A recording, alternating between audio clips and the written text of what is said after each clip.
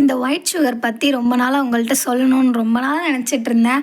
But அதுக்கு first நான் அதை ஃபாலோ பண்ணணும் இல்லையா? ஸோ அதனால் நான் என்னை மாற்றிட்டு அதுக்கப்புறம் இப்போ நான் உங்களுக்கு சொல்ல போகிறேன். ஸோ என்னென்னா, வெயிட் லாஸ் சம்மந்தமான வீடியோஸ், டீட்டெயில்ஸ், நாலேஜ் இதெல்லாம் தெரிஞ்சுக்கிட்டவங்களுக்கு தெரியும்.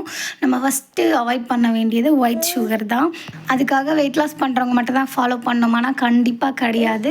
நீங்கள் ஹெல்த்தியாக ரொம்ப வருஷம் வாழணும், ஹெல்த்தியாக இருக்கணும் அப்படின்னு நினைக்கிறீங்கன்னா கண்டிப்பாக ஃபஸ்ட்டு நீங்கள் அவாய்ட் பண்ண வேண்டியது ஒயிட் சுகர் தான்.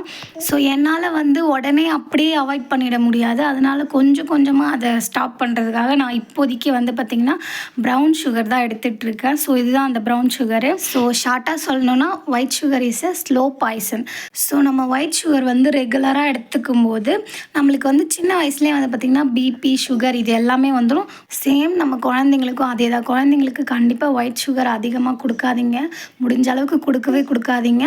ப்ரௌன் சுகர் 1 இயர்க்குள்ளே சுகர், சால்ட் எதுவுமே கொடுக்காதீங்க. சால்ட்டுமே அதிகமாக எடுத்துக்காதீங்க. ஸோ பேபிக்கு ஆஃப்டர் 1 இயர்க்கு அப்புறம் நீங்கள் ப்ரௌன் சுகர் வேணும்னா பழக்கப்படுத்துங்க. ஸோ இது உங்களுக்கு முன்னாடியே தெரியும்னாலே கமெண்ட்டில் சொல்லுங்கள். நான் சொல்லி தான் தெரியும்னாலும் கமெண்ட்டில் சொல்லுங்கள். ஒயிட் சுகர் அவாய்ட் பண்ணுங்கள்.